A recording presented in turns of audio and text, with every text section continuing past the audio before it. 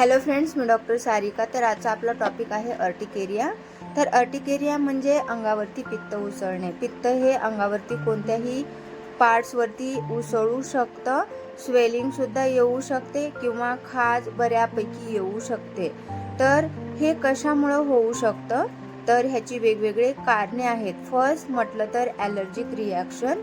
Allergic reaction येऊ शकते कशाची, तर फूड्स असू शकतात।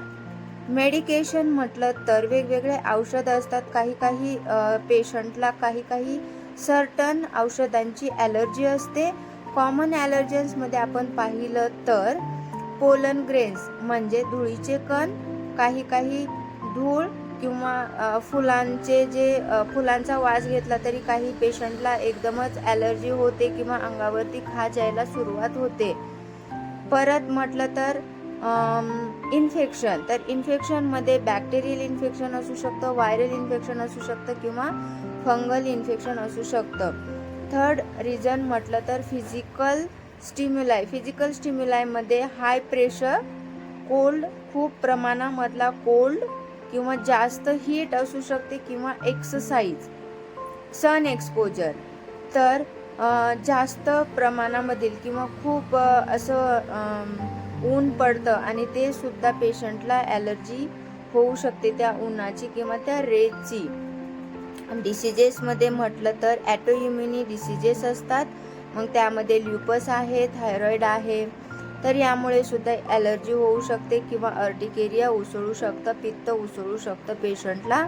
इन्सेक्ट बाईट हे सुद्धा एक रिझनच आहे किंवा स्ट्रिंग म्हणजे मधमाशी असेल किंवा गांधील माशी असेल, या जर चावल्या त्यापासून सुद्धा इचिंग होऊ शकते आणि पित्त उसळू शकतं। तर असे हे वेगवेगळे कॉजेस आहेत अर्टिकेरियाचे। आणि ट्रीटमेंट आपण पाहिली तर ट्रीटमेंट सुद्धा होमिओपॅथीमध्ये वेगवेगळे होमिओपॅथिक मेडिसिन्स आहेत, बट आपण ते सिम्पटम वाईज आणि रेपर्टायझेशन करूनच पेशंटला देतो, जेणेकरून पेशंटला 100% रिझल्ट येऊन जातो। तर होमिओपॅथीमध्ये खूप साऱ्या मेडिसिन्स आहेत। तर फर्स्ट मेडिसिन म्हटलं तर Ertiga युरेन्स mother tincture.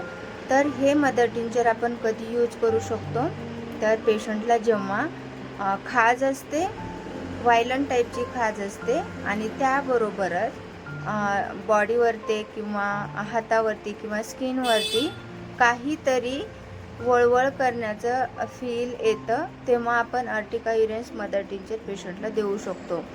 Second medicine म्हटलं तर रस्टॉक्स 30 किंवा 200 पोटन्सीमध्ये आपण रात्री झोपेच्या वेळी डायरेक्टली ऑन द टंग 2 थेंब पेशंटला देऊ शकतो। थर्ड मेडिसिन म्हटलं तर अस्टॅगस फ्लुएटॅलिस। तर हे मेडिसिन सुद्धा स्वेलिंग असू द्या, इचिंग असू द्या, खूप छान रिझल्ट पेशंटला येऊ जातो। ॲनाकार्डियम ओरिएंटॅली मदर टिंचर किंवा 30 पोटन्सीमध्ये 2 थेंब 2 वेळा पेशंटला आपण देऊ शकतो। आणि लास्ट म्हटलं तर आर्सेनिक अल्बम 200 पोटन्सीमध्ये 2 थेंब in the morning directly on the tongue आपण पेशंटला देऊ शकतो। तर खूप छान रिझल्ट पेशंटला येऊन जातो। तर हा एक स्किन डिसीजच आहे, तर हा वेगवेगळ्या रिझनमुळे मी तुम्हाला रिझन्स सांगितलेलेच आहे।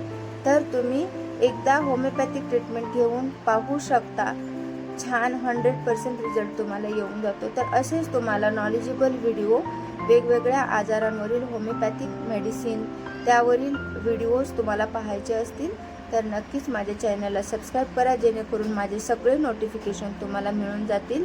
त्याबरोबरच व्हिडिओला लाईक करायला विसरू नका आणि लास्ट म्हटलं तर बेल आयकॉन दाबायला विसरू नका। Thank you so much.